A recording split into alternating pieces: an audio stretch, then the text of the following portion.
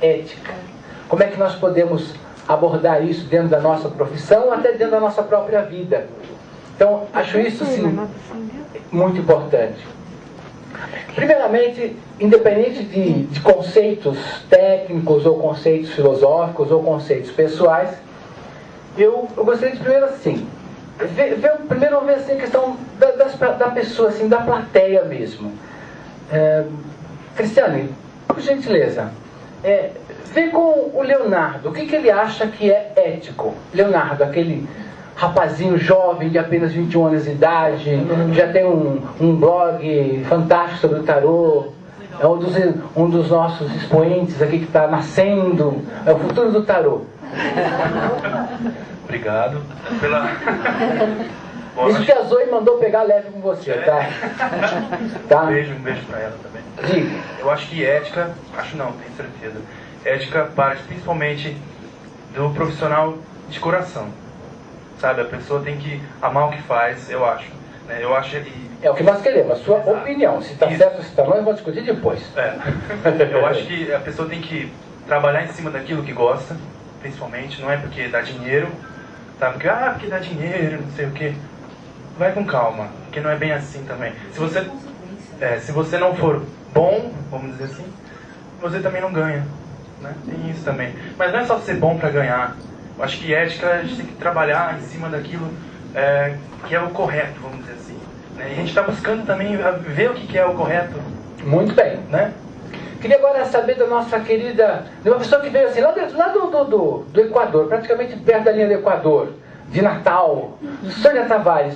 Sônia, o que você acha que é ético dentro da profissão do tarô, por exemplo?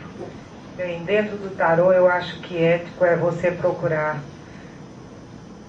respeitar ao máximo a pessoa que está na sua frente, procurando interferir o menos possível nos seus conceitos, ser o menos invasivo nas opiniões que você der sobre a vida dessa pessoa, do que ela deve fazer. Acho que essa palavra conselho ela é perigosa, a gente tem que ter muito cuidado, porque eu fiz 3 anos de formação em psicanálise e fiz por um instituto muito sério, que é a IPA, e que é o próprio instituto que Freud fundou. E uma das questões que os psicanalistas abordavam muito nessa formação que eu fiz é exatamente a sua escuta ser o mais cautelosa possível, porque a própria pessoa que está ali na sua frente é ela quem vai se descobrir e achar o seu caminho. Então é preciso muito cuidado com o conselho. Você deve fazer assim, você deve fazer assado. Deixar que a pessoa elabore seus conteúdos emocionais. Por isso que toda terapia ela leva um certo tempo, ela não é rápida. E o que vai sair dali sai de dentro da própria pessoa. Com a ajuda do terapeuta, seja ele tarólogo, psicanalista, psicólogo, mas ele vai ser, antes de tudo, uma pessoa que escuta. E o consulente vai ser, antes de tudo, uma pessoa que elabora. Muito bem. Vamos agora ouvir mais uma opinião para a gente poder fechar. Cada um está dando. Observe, cada um deu um ponto de vista aqui muito interessante, conceitos. Só quero mais um só. Desse lado agora, vamos lá, foi uma fileira aqui, essa fileira, aqui, deixa eu ver aqui, é de vermelho ali atrás, essa aqui de vermelho aqui, ó. Qual a sua graça? Desculpa, sua graça. Jussara, né? Jussara, isso, Jussara. O que é ético para você, Jussara? Para mim, ético é respeitar o consulente na frente, não procurar, invadir, né, o espaço dela, deixar ela se abrir mais. O seu ouvinte. Ok. Tomar cuidado do que falar também. Ok, então nós temos alguns posicionamentos. Aqui a mesa vai ter também, talvez os mesmos ou outros posicionamentos, mas o importante é isso, é que a gente comece a refletir e a falar o que nós pensamos, porque só assim a gente pode chegar a um denominador comum, a partir do que cada um vai falando. O outro pode ter uma ideia X e acaba o que o outro fala acaba realmente complementando, e a gente pode terminar num elo comum aqui. Então eu gostaria de primeiramente abrir aqui essa mesa com o Alexei. Ele, além de astrólogo e tarólogo, agora está adentrando realmente a filosofia. Eu acho uma arte assim fantástica e dá uma base para quem estuda todas as artes simbólicas, ou estuda a arte humana principalmente. Então o Alexei vai começar a esboçar um pouco sobre a ética, ou o que é ético ou não ético. Boa noite, já é boa noite. Antes de mais nada, eu acho que é interessante salientar que existem duas perspectivas éticas que a gente pode abordar. Uma é a chamada ética a priori e a outra é uma chamada ética a posteriori. Quem tiver interesse em aprofundar esse assunto, eu recomendo a leitura de dois filósofos que, assim, eles são antagônicos nesse ponto, no que diz respeito à ética. São o Kant e o Aristóteles. O Aristóteles, ele era a favor, eu sou mais simpático ao Aristóteles nesse ponto. Ele tem um livro que eu acho que serve para qualquer pessoa que trabalhe com qualquer coisa. É o Ética a Nicômaco. É praticamente o primeiro compêndio de ética do mundo ocidental, em que ele defende uma ética a posteriori. Qual é a diferença? Vejam bem, quando a gente fala de códigos de ética, de elaboração de uma ética, na maioria das vezes a gente pensa numa ética a priori. O que é uma ética a priori? Um conjunto de regras do que é certo e do que é errado, de maneira bem definida, né? Isso pode ser feito, aquilo não pode ser feito. Na maioria das vezes, esses códigos de ética a priori, eu observo muito isso no meio astrológico, eles são códigos de obviedades. Tipo assim, tem coisas que estão escritas ali que qualquer pessoa com um mínimo de razoabilidade, de senso comum, não vai fazer. Tipo, né, por exemplo, e mesmo assim algumas coisas são até contestáveis ou questionáveis, né? Na verdade, eu sempre fico com o pé atrás em relação à elaboração de códigos rígidos de ética, porque me dá a impressão muito clara que quem tem muita sanha de elaborar códigos de regra moral, porque ética não é moral, a moral e ética não são necessariamente a mesma coisa. A moral varia de época para época, de cultura para cultura. A ética, ela tem a ver com saber o que é bem, bom e belo. É diferente. Todo mundo, no fundo, sabe o que é bem, bom e belo. Até um ladrão tem uma ética, né? Assim, ele, por uma série de questões, ele pode não ter uma moral, mas uma ética qualquer pessoa tem, né? Excluindo-se os psicopatas. Mas, então, o Aristóteles, ele fala de uma coisa muito interessante, que é o seguinte: a elaboração de uma ética a posteriori é da ética que se revela naquele momento, naquele conjunto, naquela circunstância, naquele contexto. A elaboração de um código de ética a priori muitas vezes me cheira a uma vontade de poder. Eu falo isso principalmente dentro do meio astrológico. Eu frequento mais o meio astrológico do que o tarológico, apesar de ter começado jogando tarô.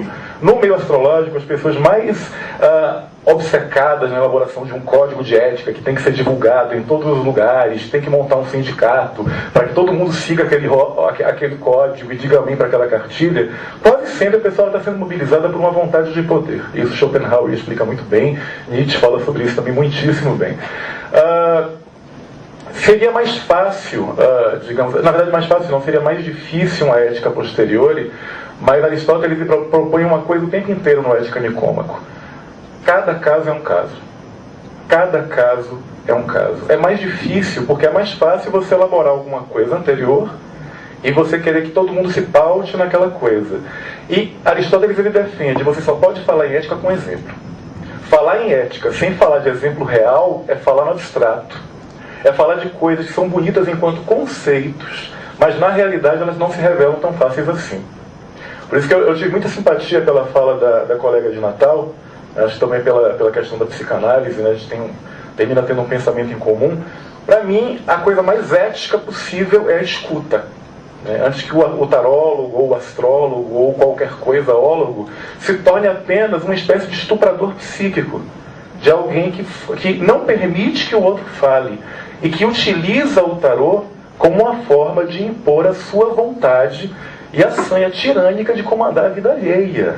Porque o que não falta em meios astrológicos, tarológicos, meios esotéricos, é a chamada personalidade paranoide, que é a personalidade que tem a necessidade de controlar a vida alheia dando conselhinho. Veja, não dizendo que o conselho é nefando, não foi nem isso que eu entendi que a colega disse, mas que o espaço tarológico, o espaço astrológico, a gente pode chamar de um espaço sagrado, é acima de tudo um espaço de escuta.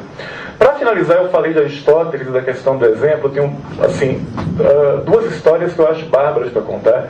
Eu acho que a melhor maneira da gente entender a ética posterior e a ética que se revela a cada caso é contando exemplo. Até contando para o Ney, somente quando a gente defende muito uma ética a priori, eu defendia muito uma ética a priori. Eu era praticamente um quase discípulo de Kant sem saber que existem as coisas morais e éticas, e se você sai daquilo, você está quebrando com a ética. Até que, alguns anos atrás, eu atendi um senhor, e a primeira coisa que a gente aprende, né, assim, você não pode, de jeito nenhum, o que é dito no espaço de um consultório é sagrado, não pode sair dali. Tudo bem. Aí eu atendo um senhor, por volta de uns 65, 70 anos, que no meio da consulta me confessa que é homossexual e que está apaixonado por um garoto de 14 anos, e que ele vai fazer de tudo para seduzir aquele garoto. Ele está praticamente obcecado, ele só tira no tarô o diabo, a lua, o diabo, a torre. E, assim, as cartas todas muito meigas. E ele fala daquelas coisas todas. E eu, claro que existe um julgamento interior meu que diz assim, não é certo seduzir um garoto de 14 anos, mas enfim, eu estou ali lendo o tarô dele, né? Num dado momento ele cita o nome do garoto. Eu morava numa cidade menor do que São Paulo, né? E o nome do meu irmão é muito incomum. E ele estava falando do meu irmão, que só tinha 14 anos de idade, né? E que estava sendo alvo de planejamento de um pedófilo. Quer dizer, porque o tarólogo tem que ser uma entidade quase que sobrenatural, né? Ele tem que estar acima de todas as coisas. Honestamente, que se dane. Naquele momento eu falei, eu fiz, escuta, eu vou ter que interromper a consulta aqui. Você está falando do meu irmão e eu vou contar para ele o que você está planejando. Enfim, se alguém quiser me julgar eticamente falando, fique à vontade. Mas assim, naquele momento, e assim, não foi por uma rouba emocional, eu fiquei quase 15 minutos parado pensando no que eu ia fazer. Até que eu falei, não, a única coisa que eu posso fazer é ser ético com ele, inclusive, de dizer o que estava acontecendo. Quer dizer, se a gente for seguir uma ética a priori rígida, como um bloco de gelo, eu nunca poderia fazer aquilo. Eu teria que ler apenas as cartas, como uma máquina, né? E depois sair dali e ficar calado. Não. Contei pro meu irmão, não disse o nome de quem era, falei, tome cuidado, tem uma pessoa já, assim, de uma idade bem maior que a sua, que está planejando lhe seduzir, não vou dizer o nome, mas tome cuidado. Outra coisa que eu acho bárbara foi que a colega também colocou, de assim, muitas vezes a gente dá conselhinhos, a gente assume a posição de querer salvar a vida da criatura. E a gente não salva a vida de ninguém. Aí tem uma segunda história, que também me ensinou uma grande lição para eu deixar de ser idiota e de ser tão ético a priori, de não querer interferir na vida dos outros. Eu atendi em sequência, parece brincadeira, 3 senhoras de por volta de 55, 60 anos que me contaram a mesma história. Uma conheceu um senhor de 50 anos na Fechanoye, a outra conheceu num centro espírita e a outra conheceu num templo da eubiose. Era o mesmo homem. E a história era a mesma. Ele disse que eu sou a alma gêmea dele, e elas deveriam ser, assim, criaturas do límbico, né, como a Cristian estava falando. É a minha alma gêmea, e choravam, né? Ele disse que esperou muitas encarnações para me encontrar. E levou as senhoras no bico. O cara, na verdade, era um aproveitador. Ele fazia elas emprestarem, darem dinheiro a ele. Elas faziam aquilo. Quando eu atendi a terceira, eu fiquei chocado. Eu falei, não é possível, eu estou testemunhando um golpista. E eu sabia o nome dele, eu sabia de tudo. Eu sabia que era, quer dizer, no final das contas, eu já sabia o que era aquilo. Eu só fiquei lendo o tarô e lendo. O tarô dizia aquilo que era verdade, que elas estavam sendo vítimas de um golpista. Não sabendo o que fazer e ainda querendo me intrometer na vida dos outros, querendo curar o alheio, querendo resolver a vida do alheio, que não é função do tarólogo. Vocês vão entender a lição que eu aprendi no final. Um dia elas ligaram marcando, né? Eu marquei as 3 para o mesmo dia e cheguei atrasado, de propósito. Quando eu cheguei estavam as 3 em prantos, as 3 descobriram que namoravam o mesmo homem. Detalhe, ele não fazia sexo com nenhuma. Ele argumentava que o sexo é a vibração mais baixa do amor. E que a energia amorosa dele com elas é uma energia de amor telefônico. É o amor pelo MSN, é o amor pela internet. Eu já tinha conhecido a Pauliana menina e a Pauliana moça. A Pauliana velha nunca. Eu conheci naquele dia. Mas enfim, adiantou alguma coisa? Não adiantou nada. Sabe por quê? Todas elas tiraram satisfação com ele.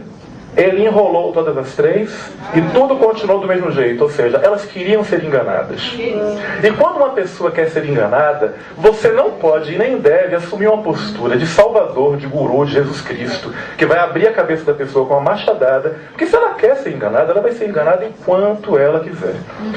E por fim, Uma terceira história, assim, vejam só, todas as histórias são polêmicas.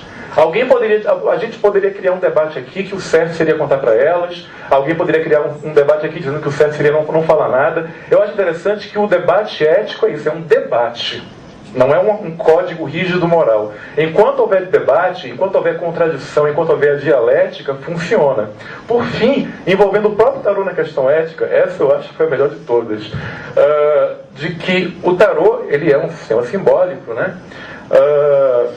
Eu já vi coisas do tipo assim, em códigos de ética de astrologia: o astrólogo não deve misturar o tarô na consulta. Por que não? Eu contesto essa regra moral, não é uma regra ética. Se eu quiser, eu sou maior de idade, vacinado, eu informo ao consulente que vou trabalhar com o tarô junto com ele, se ele quer, se ele permite. Se ele não quiser, tudo bem. Mas enfim, uma vez eu estava jogando tarô, o mesmo tarô jogando há 2 anos. E uma vez eu atendi um casal, né? E eu atendi o casal porque eu tinha falado com a garota. Ela falou: não, eu queria fazer uma consulta totalmente amorosa. Eu fiz: então traga o seu amor. Eles foram. A gente foi jogando tarô e no dado momento ele fez uma queixa. Ela me trata como se fosse uma propriedade dela. Eu não me sinto um sujeito, eu me sinto um objeto. Aí eu pedi para ela: embaralhe o tarô e me dá uma carta. Ela embaralhou o tarô e me deu uma carta. Eu fiquei 1 minuto olhando aquilo, chocado. E o que foi? A carta era: patente requerida, todos os direitos reservados, copyright, 1990 e pouco. Sabe quando você compra o tarô e vem aquela carta no meio? E eu jogava aquele tarô há 2 anos e nunca tinha saído aquela carta. Aí ela perguntou: o que o tarô disse? Eu fiz: ele disse que o seu namorado está certo. Trata ele com uma patente requerida. E foi o tarô que disse assim. E eu sei que existirão discordâncias éticas a respeito disso. Não, você tinha que ter jogado aquela carta fora e pedido para embaralhar de novo. Não, para mim o tarô respondeu. Para mim o tarô respondeu. Então, gente, eu recomendaria isso: o Ética Nicômaco do Aristóteles, tá? A gente não tem muito tempo. Compare com Kant. Se vocês entenderem o que Kant disse, por favor, meu e-mail eu dou no final, vocês me explicam. Porque nem a professora entende. Tá bom, gente? Aristóteles é mais terra. Não é à toa que no Código da Vinci ele aparece apontando para o chão, enquanto que Platão aponta lá para cima, né? Para o reino de Kant. Ok, palmas para ele.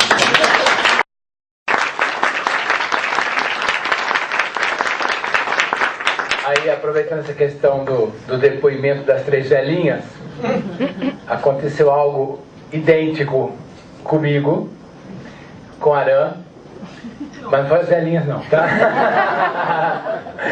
E com o Hayo Banshaft. Você já deve ter lido do livro do Hayo Banshaft, que é um tarólogo alemão. Eu conheço ele há muitos anos. Conheço não, me correspondo com ele há muitos anos. E ele me escreveu há 1 ano atrás perguntando sobre uma senhora que mora aqui em São Paulo, que conseguiu o telefone dele e ligou para ele, dizendo que era a alma gêmea dele, que precisava encontrar ele, trazer ele para o Brasil, fazer um simpósio. Por acaso aquela mulher também tinha me ligado 1 mês antes, fazendo a mesma proposta, que eu era a alma gêmea dela, que ela precisava conversar comigo. E ontem, por acaso, brincando, o Arã também foi comunicado com essa mesma senhora. Ele falou: não, porque veio uma mulher falar de alma gêmea. Eu falei: foi fulano de tal. Ele falou: como é que você sabe? Eu falei: ela já me procurou a mim, já procurou a Hayo Banshaft, até na Alemanha a mulher já baixou, entendeu? Com essa história da uma alma gêmea múltipla, né? Então, é algo comum a história desse senhor, só que uma versão feminina. E era todo esse papo mesmo, amor platônico, coisa de outras vidas, ok? Muito interessante, que as histórias se repetem, né? Nós somos imagens arquetípicas, é por isso que o tarô funciona. Agora o nosso querido Giancarlo vai realmente passar um pouco do posicionamento dele, do que realmente ele crê e acredita e estudou sobre ser a ética, ou a ética da profissão, ou a ética em si. Bom, pessoal, muito boa noite, já são 6 horas, né? Eu vou procurar ser breve, até para não tomar o tempo que tem dos colegas aqui para poder conversar ainda. Eu acho que existe, às vezes, um exagero em relação a alguns conceitos. Esse exagero é proporcional ao nível de importância que você dá, às vezes, a um determinado assunto e o nível de entendimento que você tem dele. Então, o que a gente tem, por exemplo, no Brasil é um problema de ética. A política não é ética, a gente tem um problema em vários setores jurídicos, religiosos. Então isso contrasta e a gente às vezes não tem uma referência de instituições sérias que nos defendem ou nos posicionam, e a gente fica se perguntando, o que é ética? O que é verossímil do ponto de vista ético? Então eu acho assim, existem 3 fatores que eu acho que são importantes na questão da tarologia. Um primeiro é a questão do respeito, que eu acho que é uma postura que você assume, tá? Dentro do código de vida, e esse respeito ele não está somente dentro da profissão, ele extrapola a profissão. Eu acho que esse respeito ele entra no plano da promoção. Nossa classe ainda sofre muito um processo de falta de integração total.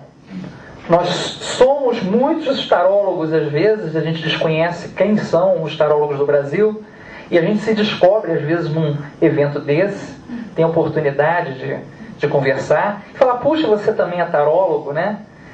E aí tem a troca, como a gente está fazendo aqui. Então, como eu e vocês aqui, nós estamos promovendo. E essa promoção, eu acho fundamental para a classe. Porque é nesse momento em que o Brasil está passando por um processo de remodernização do conceito do tarô, né? É que os profissionais têm a chance de exatamente dar as mãos. É um momento para isso. O terceiro aspecto diz respeito à descrição, que eu acho muito importante. Porque essa coisa do que se pode falar ou o que não se pode falar, tá? É medido pelo grau de entendimento que você também tem com o cliente. Então tem gente que fala assim, eu não quero que você fale de morte, né? E tem gente que quer, de qualquer custo, até o dia, a data, quando eu vou morrer. Eu falei, olha, tarô não é para isso. Ele não é um instrumento para você, inclusive a nível de temporalidade, ele não é um instrumento próprio para isso. Mas eu digo que o principal problema é exatamente a forma que a gente entende, porque a maneira de muitas vezes a gente falar uma coisa faz a diferença. Você pode tratar da crise do consulente, a maneira que você vai falar para o consulente vai fazer a diferença. Você pode ver um problema, mas você pode tranquilizá-lo, porque o problema pode também ser superado, né? Nada é estático. Tudo está em constante movimento, como a querida colega Kelma colocou antes na consulta. Então, eu acho que o respeito, a promoção, a capacidade de nós darmos as mãos, nos promovermos, não tem essa coisa de ciúminho bobo, não tem essa coisa de inveja, não tem isso. Eu acho que nós somos uma classe, eu acho que o bonito do céu não é a estrela só brilhando, são várias constelações. Então essa capacidade da gente unir várias cabeças com propostas diferentes, ideias diferentes, em prol de um objetivo maior que essa área que a gente está defendendo hoje, que é o tarô, é exatamente a meta que a gente tenha traçado aqui para frente. Então eu coloco para vocês meditarem o seguinte, quando vocês forem para casa hoje, tá? Pensem que é muito importante divulgar, é muito importante promover, é muito importante passar informação para frente. Porque nós somos hoje, de certa forma, informantes e mensageiros do tarô, né? Utilizando ferramentas que há 20 anos atrás nós não tínhamos. Que é a internet. Eu comecei o tarô numa época que não tinha nem literatura dirigida, apropriada, não existiam cursos profissionalizantes, eu não tinha com quem conversar, não tinha internet, não tinha nada. E hoje a gente tem uma estrutura totalmente montada, pronta para a gente se servir e fazer uso dela. A gente pergunta, por que a gente não faz uso dela? Então, chegando em casa, fala assim, bom, eu sei, eu conheço, eu estou estudando, eu já tenho uma bagagem de tarô. Eu vou começar a promover também meu colega, vou começar a divulgar o tarô. Maciçamente. Hoje não é difícil fazer um blog. O nosso colega ali, né, tem um blog Café que é maravilhoso. 21 anos. Tá? Ah, mas está com a cabeça fresca para começar. Não. Hoje está tudo pronto para a gente poder usar. Então deixo essa reflexão para vocês. Tá ok? Obrigado.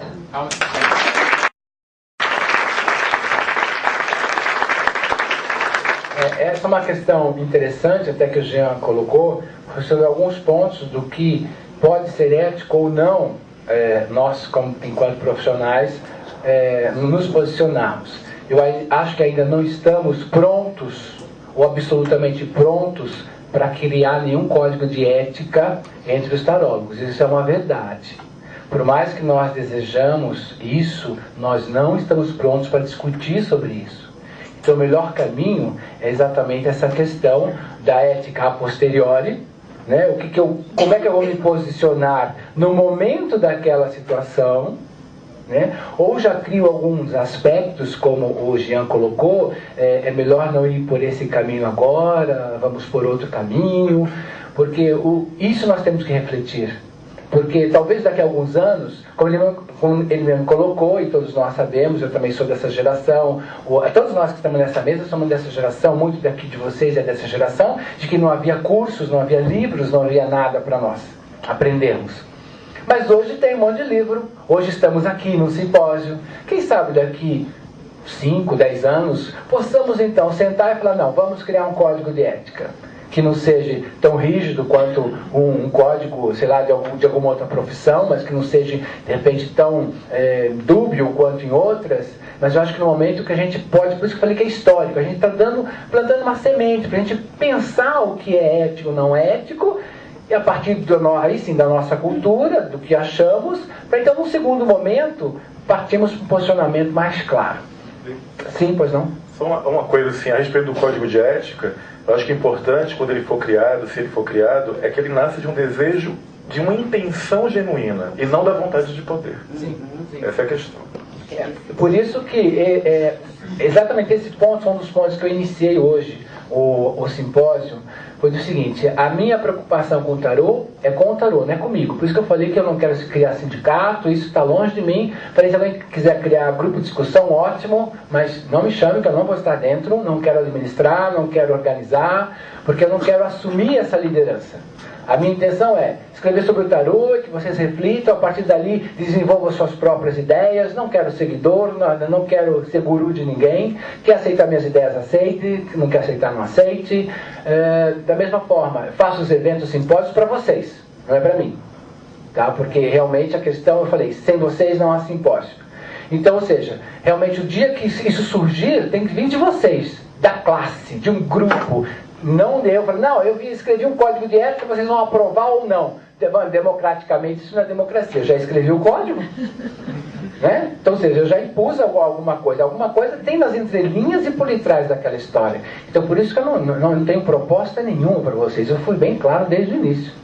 A minha proposta é plantar essa semente para que brote no coração de cada um essa necessidade do que é ético, não é ético, que eu posso fazer ou não. Nos meus livros existe eu traço algumas coisas, mas eu não falo de ética. Eu falo que é melhor não falar sobre isso, porque a pessoa está iniciando o tarô. Ela pode querer falar sobre morte e separação de um assunto que é complexo, e ali é muito difícil você dominar ele, então você precisa ter muita experiência dentro do tarô para você desenvolver essa arte. Então, por isso que eu coloco, é melhor no primeiro momento não entrar por essa questão, falar de morte, separação e tudo mais, mas não é algo que eu digo que isso é um código de ética, de forma alguma, ok? Porque eu nunca propus um código de ética. E, dando continuidade, estou aqui no zigue-zague, vamos ao nosso Geraldo Escapasassi, que também vai colocar um pouco da sua posição. Boa noite, obrigado. Bem, eu faço um trabalho mais fechado. Eu não tenho grandes grupos, eu não tenho um espaço comercial, certo? Então eu trabalho, vamos dizer, de uma forma mais pessoal, discreta, e felizmente eu nunca enfrentei problemas assim tão difíceis com ele, né? Tive já um caso de uma consulente que era problemática, foi o único que eu me lembro. Eu lembro que ela chegou tipo 2 da tarde e eu não conseguia tirá-la da minha casa às 9 da noite.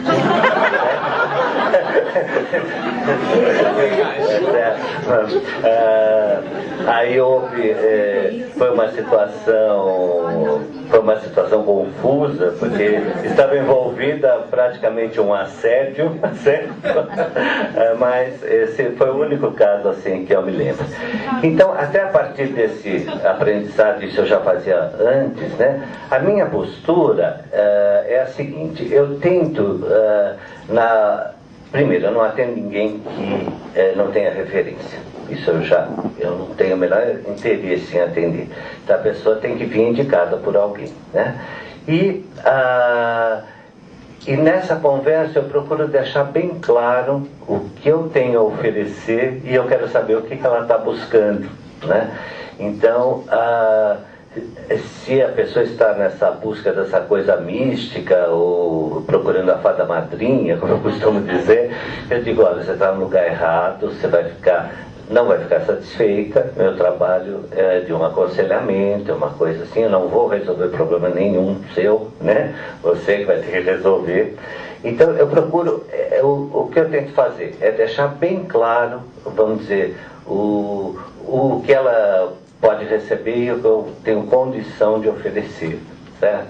Eu acho que isso já é uma forma, né, e felizmente sempre se estabelece assim uma ótima relação. Eu não tenho tido realmente nenhum problema. Eu tenho experiências bastante interessantes que eu alerto, isso até no livro, tal, do cuidado quando você atende casais ou membros da mesma família, certo? Onde aí eu acho que você tem que tomar um cuidado. Eu gravo toda a leitura é gravada, né? Então a pessoa, se quiser, ela pode mostrar a fita para o marido ou vice-versa, né? Eu tenho um caso bastante interessante de uma moça. Ela até casou com uma pessoa que tem uma nacionalidade, ela é um alemão, né? E ela, ainda namorando, fez com que ele viesse fazer uma leitura, né? Eu atendi, eu falei, esse não volta nunca mais, deve ter me odiado, né, certo? Aquela pessoa, uma nacionalidade fechada e tal. E aconteceu justamente o inverso, eles casaram, ela tem filhos, ela continua minha amiga. Agora, nos últimos 5 anos, ele é meu cliente anual fixo, certo? Então, eu acho que tem esse aspecto, né? O que eu tenho em mente? Quando eu estou recebendo uma pessoa, eu imagino, essa é a visita mais importante que eu estou recebendo uma visita importante, tenho que dar o melhor, oferecer o melhor, né? E eu me baseio nisso. Eu nem posso ser ferido e eu não posso ferir essa pessoa, né? São as linhas assim que eu obedeço, certo? Acho que é só isso que eu posso falar.